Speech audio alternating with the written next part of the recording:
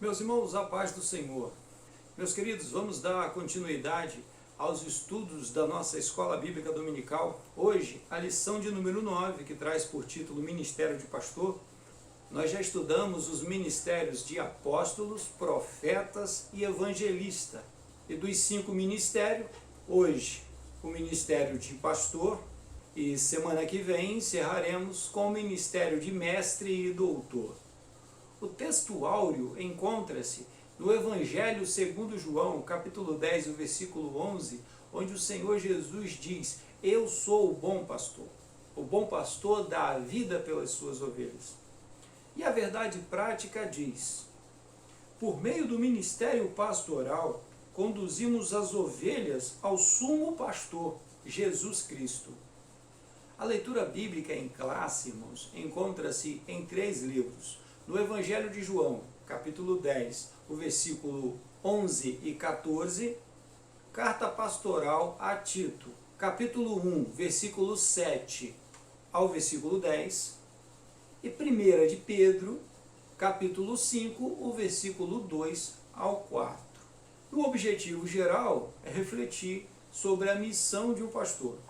A nossa introdução, irmãos, nos diz assim: ser pastor sempre foi uma tarefa árdua.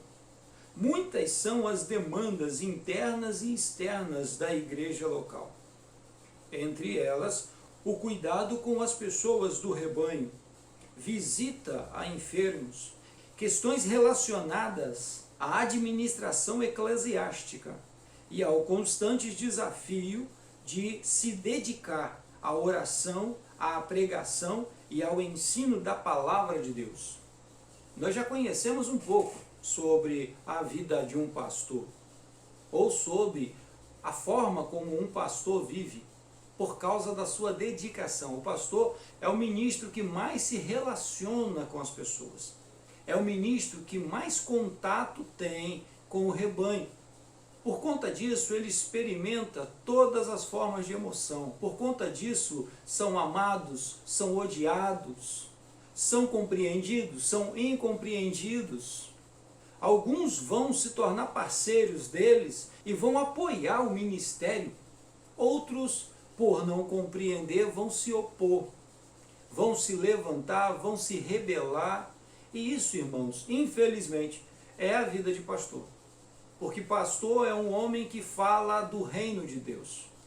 Pastor é alguém que orienta as pessoas, que conduz as pessoas através da palavra de Deus, através do ensinamento do Evangelho de Jesus, que é o que nos importa. Pastor não tem que ser psicólogo, pastor não tem que ser administrador, não tem que ter formação em administração de empresa. Se tiver, bom. Mas antes de administrar patrimônios, ele conduz pessoas, ele conduz vidas. E esse é o relacionamento. E esse é o ministério de conduzir vidas a Cristo e mantê-las na caminhada do Evangelho. A grande confusão, irmãos, entre a religiosidade e a espiritualidade, o viver cristão, o relacionamento de fato com o Espírito Santo, causam grandes problemas, trazem grandes dores de cabeça para os pastores, pois esses ministros estão aqui não para administrar uma religião, não para administrar uma empresa religiosa, uma organização religiosa, mas para apacentar ovelhas, conduzir pessoas dentro do reino de Deus, aqui na terra. Consegue perceber o quão difícil é essa caminhada? Nós vivemos em um mundo de carnalidade, em um mundo dominado pelo Deus desse século, em um mundo vendido e rendido sob o pecado. E o pastor tem a missão de conduzir essas pessoas, caminhando nesse mundo, vivendo nesse mundo, convivendo e trabalhando nesse mundo, mas com a mente focada nos céus. Pessoas que vivem pela égide do Evangelho de Jesus, guiados pela palavra de Cristo Jesus, conduzidos segundo as normas celestiais, não segundo as normas civis apenas deste mundo. Por isso o Senhor Jesus vai nos dizer que se nós fizermos apenas aquilo que nos pede, nós fizermos apenas aquilo que se espera que seja feito, aquilo que é legal, aquilo que está dentro da lei, só isso não basta. Se fizermos só isso, seremos os mais inúteis dos servos de Deus. Nós devemos viver aqui segundo as regras celestiais. E o trabalho do pastor é conduzir as pessoas dentro dessa orientação, dentro do Evangelho de Jesus. O texto ainda continua. O dia a dia pastoral é desafiador a quem é vocacionado por Deus para apacentar. Somente pela graça e pelo amor do Pai é possível encarar tão grande responsabilidade. Por outro lado, uma liderança madura e servidora é imprescindível ao desenvolvimento da igreja local. A igreja precisa de obreiros maduros, de obreiros experimentados pela palavra de Deus, de obreiros que de fato compreendem e entendem o trabalho que estão desempenhando. O quão importante é isso. E sabem que nós não estamos aqui para seguir apenas regras humanas, para seguir apenas um desenvolvimento religioso, mas estamos aqui caminhando nesse mundo através da palavra de Deus, que é lâmpada para os nossos pés e luz para o nosso caminho. A palavra que ilumina o caminho que estamos trilhando em direção à glória do nosso Deus. Assim, a lição de hoje abordará esse importante ministério. O primeiro tópico, irmãos, Jesus, o sumo pastor, no primeiro ponto, que tem por título Jesus, o pastor supremo, a expressão grande pastor das ovelhas, que aparece em Hebreus 13, 20, refere-se diretamente à sublimidade do Senhor Jesus como pastor no Novo Testamento.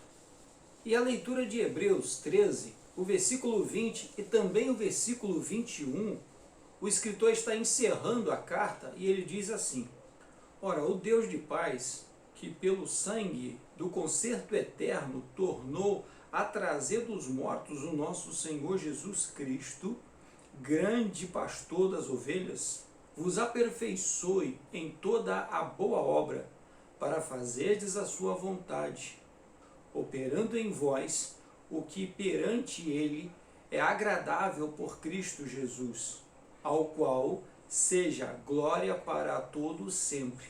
Amém. Em Filipenses, irmãos, no capítulo 2, do versículo 5 ao versículo 11, Paulo nos diz assim: de sorte que haja em vós o mesmo sentimento que houve também em Cristo Jesus. Sendo ele em forma de Deus, não teve por usurpação ser igual a Deus, mas aniquilou-se a si mesmo, tomando a forma de servo, fazendo-se semelhante aos homens. E achado em forma de homem, humilhou-se a si mesmo, sendo obediente até a morte, e morte de cruz.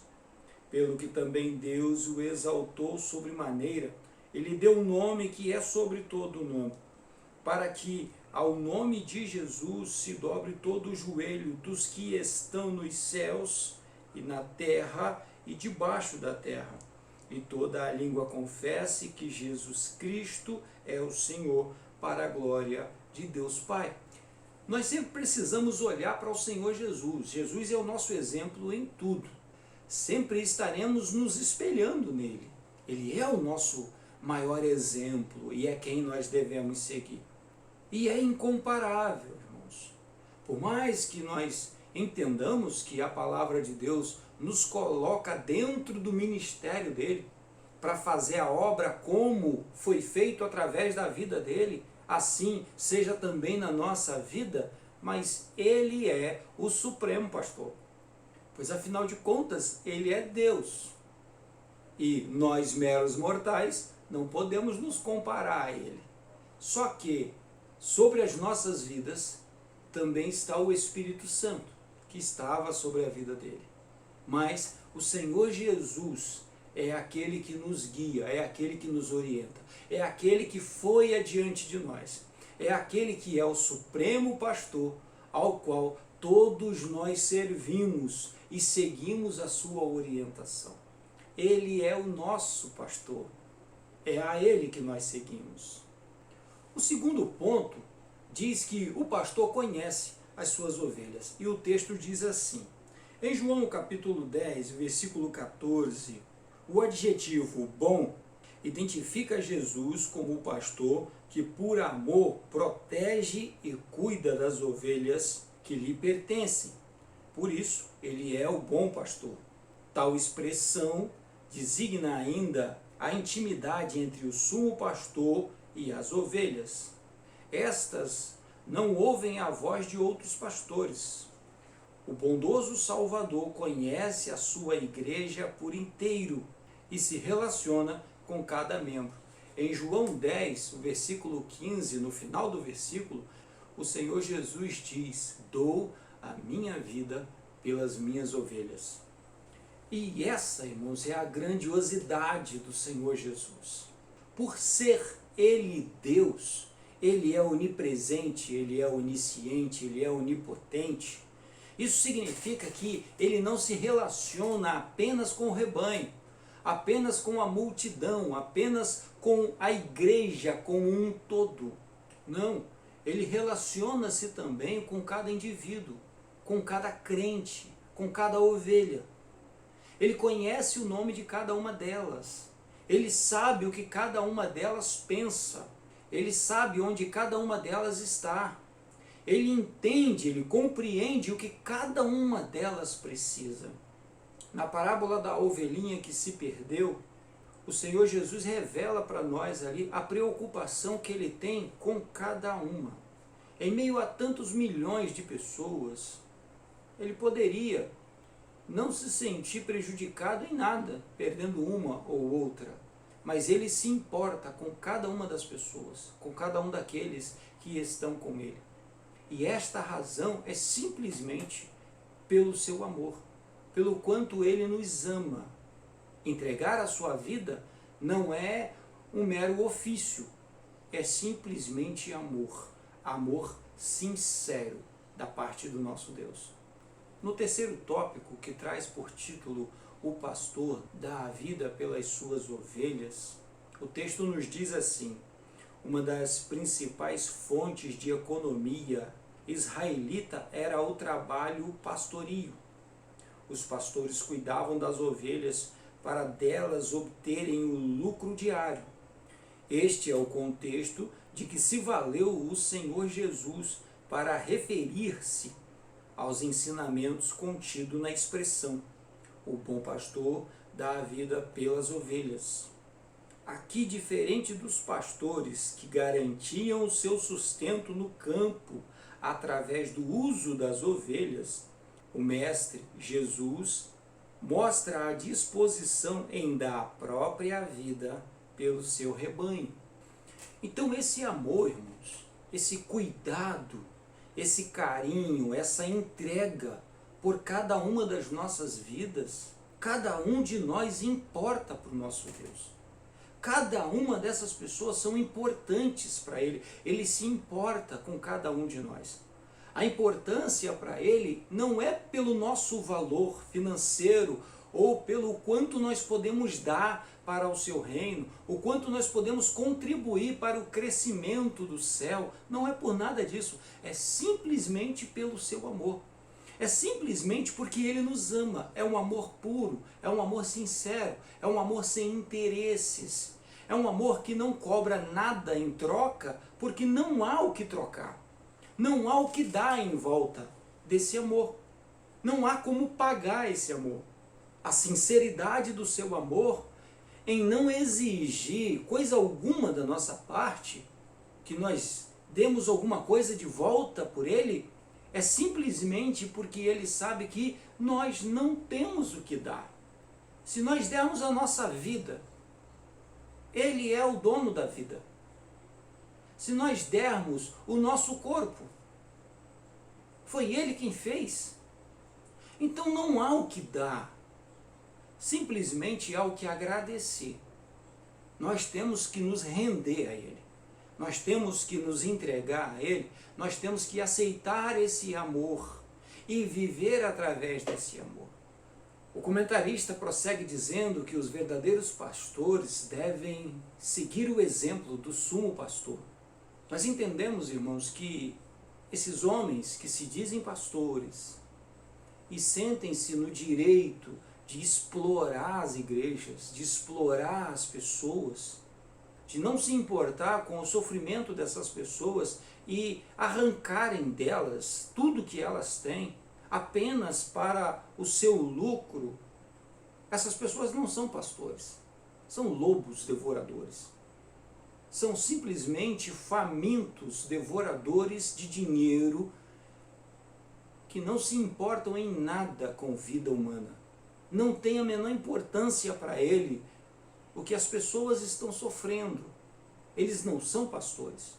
Eles não conhecem o Senhor Jesus, eles não acreditam no Senhor Jesus. Eles se dizem pastores, mas na verdade não conhecem e não servem o Senhor Jesus. Porque aqueles que o conhecem, aqueles que o servem, sabem de verdade quem é Jesus e o que o Senhor Jesus pensa. Jamais teria coragem de explorar alguém. Jamais iria crescer em cima daqueles que estão sofrendo, daqueles que estão sendo destruídos. Os verdadeiros pastores estão do lado de cada uma das ovelhas do Senhor Jesus em seu sofrimento, acompanhando elas em suas lutas e lutando com elas. Enquanto elas choram, ele se encontra de joelho, clamando junto com elas. Enquanto elas festejam, ele se alegra também, porque elas estão felizes diante do Senhor. Quando o Senhor fala com a sua igreja, quando o Senhor se manifesta no meio da sua igreja, o pastor fica feliz, porque sabe que a igreja está sendo tratada pelo Senhor Jesus. Os verdadeiros pastores se importam com as ovelhas do Senhor Jesus, porque sabem o quanto elas são caras para Ele. E para eles também são extremamente caras, porque eles aprenderam o sentido do amor, que é o resgate das vidas. Em 1 Pedro, irmãos, capítulo 5, o versículo de 2 a 4, a palavra de Deus nos diz assim: apacentai o rebanho de Deus que está entre vós, tendo cuidado dele, não por força, mas voluntariamente, nem por torpe ganância, mas de ânimo pronto, nem como tendo domínio sobre a herança de Deus, mas servindo de exemplo ao rebanho. E quando aparecer o sumo pastor, alcançareis a incorruptível coroa de glória. Aleluias. O segundo tópico, irmãos, tem por título as características do verdadeiro pastor. O primeiro ponto, que tem por título um caráter íntegro, nos diz assim: entre outras coisas, o exercício pastoral envolve aptidão para ensinar, aconselhar e comunicar-se de forma clara com a igreja local. Porém, essas características não são validadas se o caráter do pastor não for íntegro.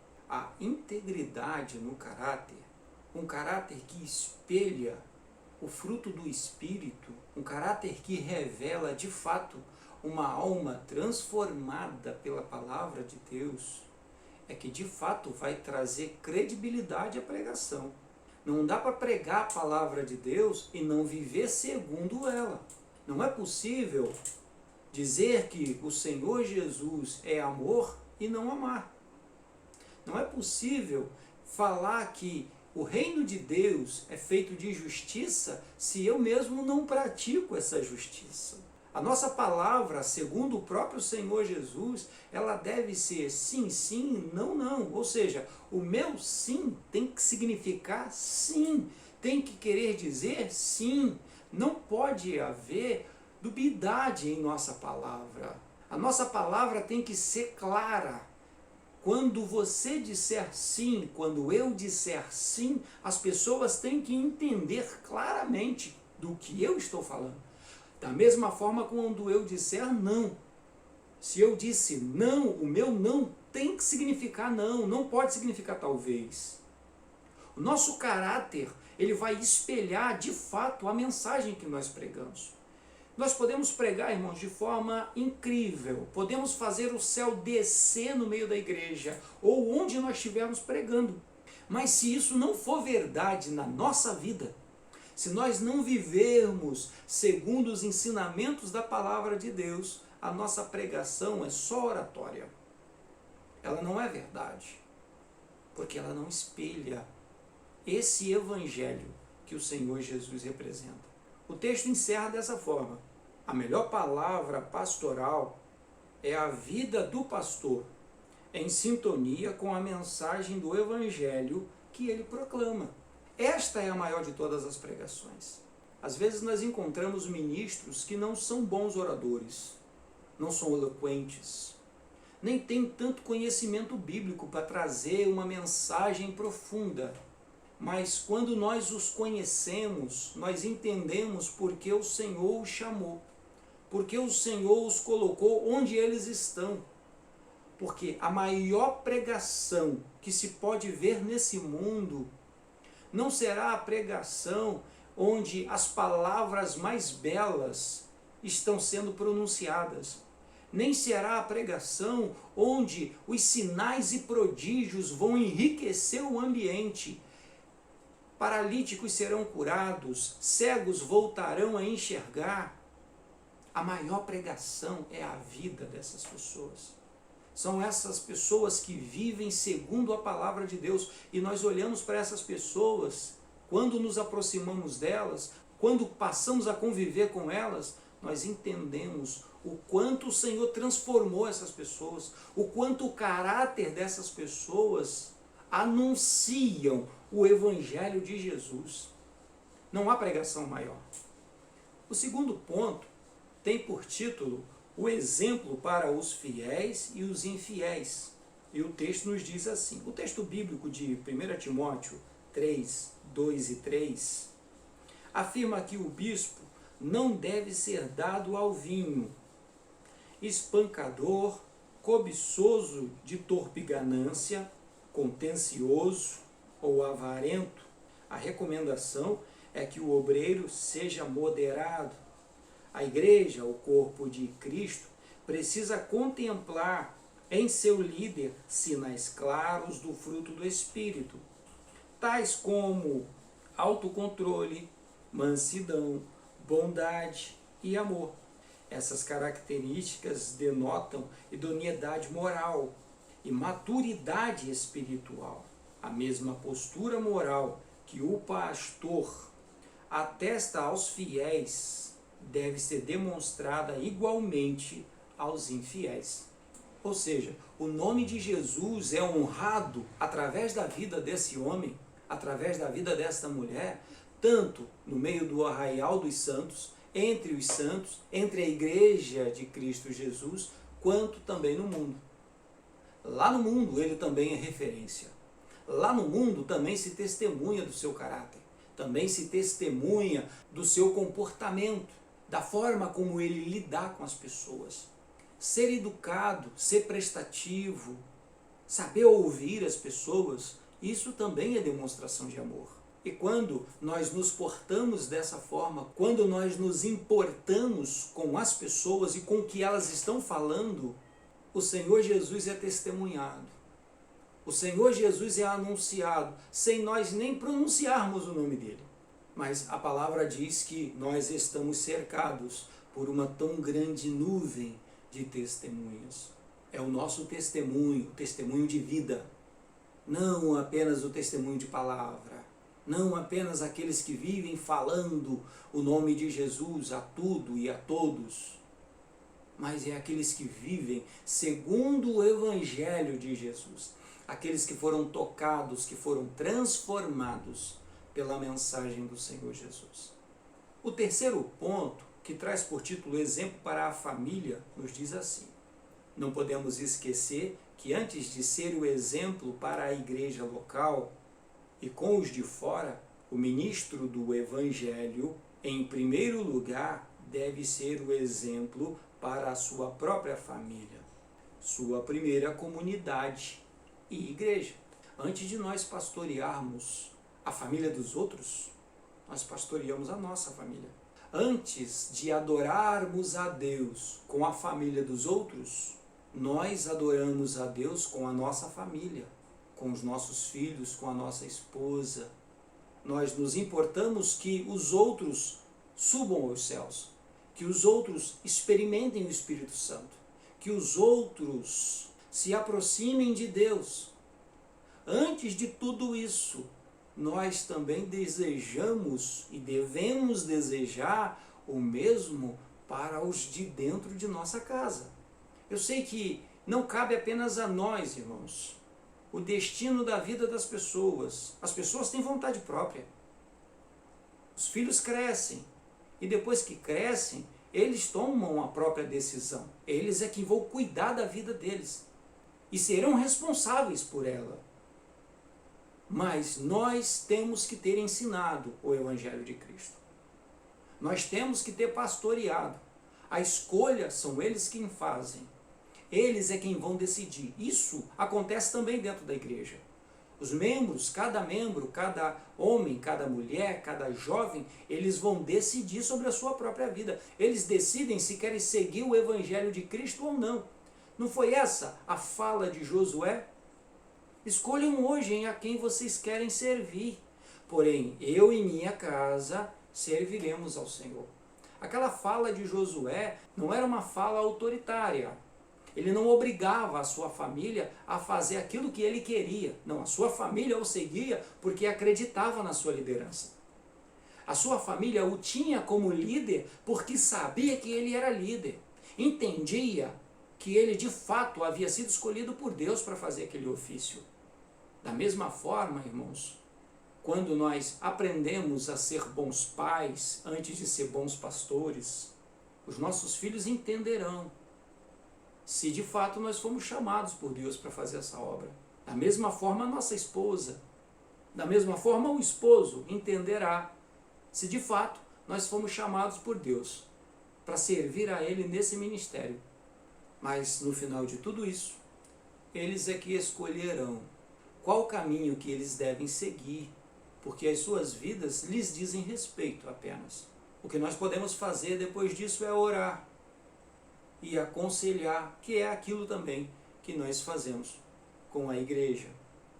E o texto encerra-se assim: portanto, todo obreiro deve cuidar bem do seu lar, pois, sem o devido respaldo deste, o seu ministério jamais terá credibilidade. Como que nós podemos dizer que nós nos importamos com as vidas, se nós não nos importamos com aqueles que estão dentro da nossa casa? Como que nós podemos dizer que nós nos importamos e amamos as ovelhas de Jesus, se nós não amamos os nossos familiares? Se nós não demonstramos amor e carinho com os nossos familiares? Então, irmãos, de fato, isso precisa ser corrigido. Isso precisa ser observado. Porque, ainda que nós não observemos, o mundo observa, a própria igreja observa.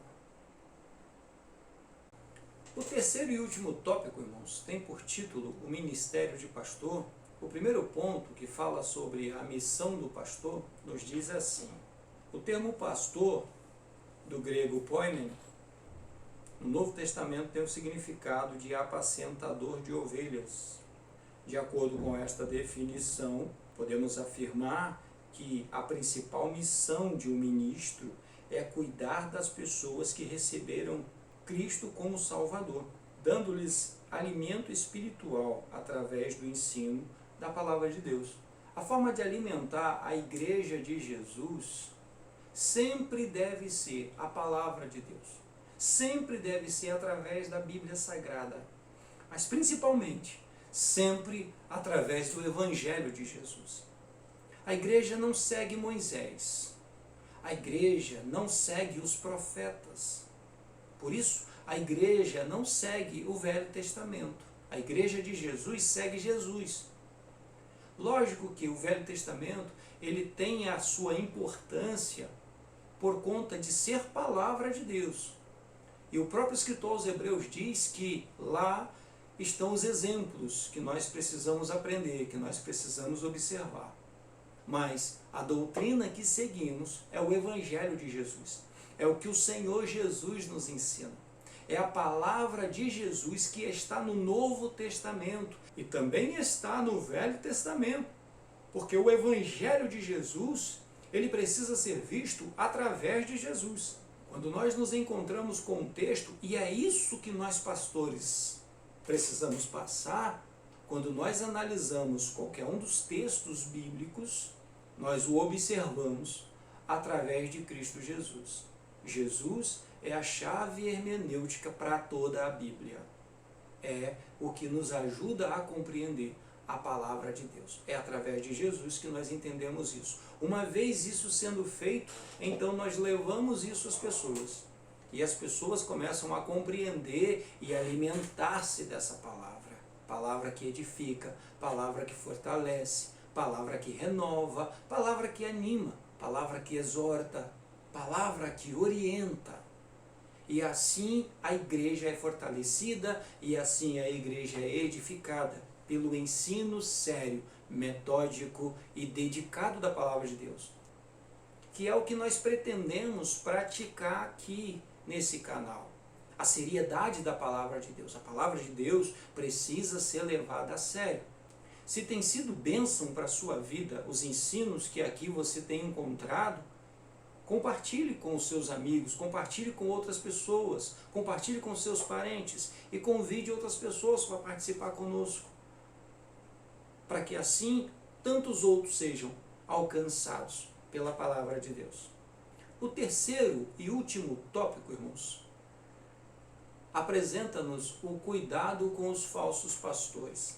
E o texto nos diz assim: quando Deus levantou Ezequiel como profeta de Israel, ele ordenou-lhe que repreendesse os pastores infiéis da nação.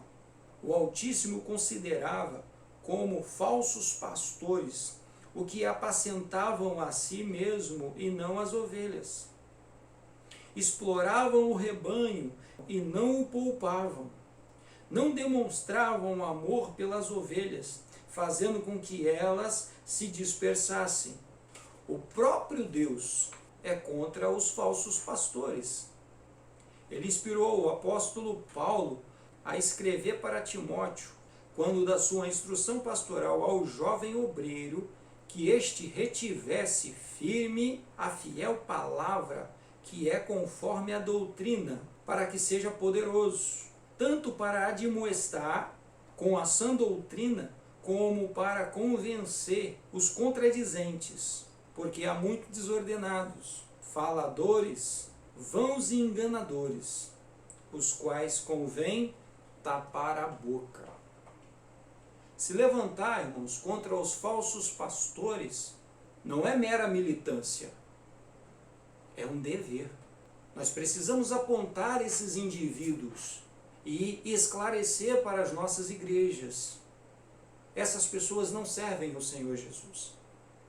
Essas pessoas não seguem o Senhor Jesus. O evangelho que elas pregam, as mensagens, os ensinamentos delas, não são segundo o evangelho de Jesus. Um dos problemas quando nós somos identificados como os evangélicos, quando nos colocam todos na mesma prateleira, quando acham que todos nós pertencemos ao mesmo povo, é quando o nosso povo passa a acreditar nisso. Eles acreditarem é problema deles. Agora nós precisamos saber fazer a diferença. Nós precisamos diferenciar aquilo que é verdadeiro daquilo que é falso. aquilo que de fato anuncia o Evangelho de Jesus, os verdadeiros obreiros, aqueles que são comprometidos com a obra de Cristo, aqueles que têm compromisso com a palavra de Deus, que velam sobre a palavra do Senhor, que honram a palavra do Senhor, daqueles que estão aí apenas para explorar o rebanho, que nos veem apenas como um setor econômico, apenas como consumidores. Irmãos, nós não somos consumidores. Assim como numa livraria evangélica tem diversos livros, e nem todos os livros são bons, assim como no meio da música existem diversas músicas, e nem todas as músicas são boas, nem todas as músicas são profecias de Deus, nem todas as músicas são mensagens do Espírito Santo para a igreja, são apenas músicas. Podem ser admiradas como música, mas não pode ser interpretado como palavra de Deus. Não pode se entender que aquilo é uma mensagem do Espírito Santo para a igreja. Se assim o é, nós precisamos julgar. Nós aprendemos isso quando estudamos sobre profecia. E nós, irmãos, como pastores, como servos de Deus, temos a obrigação de apontar isso para as pessoas. Temos a obrigação de apontar e dizer, olha, isso é falso. Quem nos deu tal autoridade? O Espírito Santo nos deu.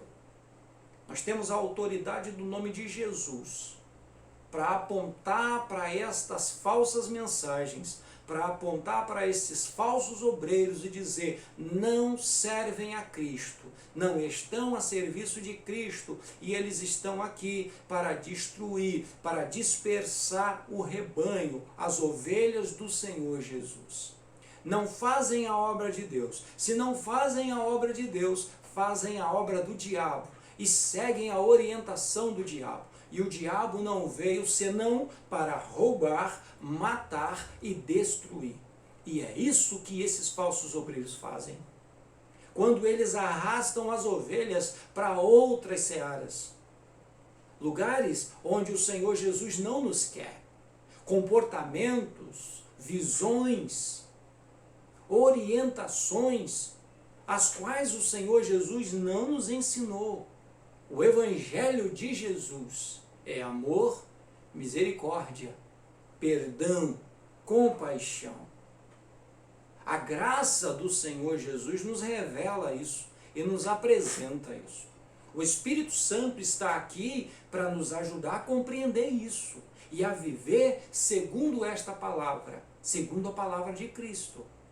O Espírito Santo é quem nos dá essa graça.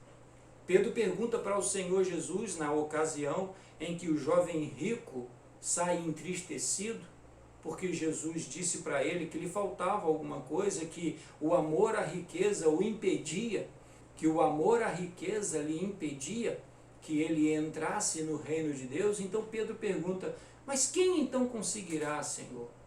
E o Senhor Jesus diz, é impossível aos homens, mas para Deus nada é impossível. Esse nada é impossível, irmãos, é porque o Espírito Santo está conosco. O Espírito Santo está em nossas vidas e é Ele quem nos ajuda e quem nos orienta. É Ele quem firma os nossos passos na palavra de Deus e nos ajuda a continuar de pé, caminhando em direção à glória de Deus. Meus irmãos, que o Senhor vos abençoe, que o Senhor vos encha de graça e ajude a cada um de vocês, a cada um de nós, a cada um daqueles que fazem a obra de Deus, que servem a esse Deus Altíssimo, a trilhar o caminho da verdade, o caminho do Evangelho. Amém? Que Deus vos abençoe. Fiquem em paz.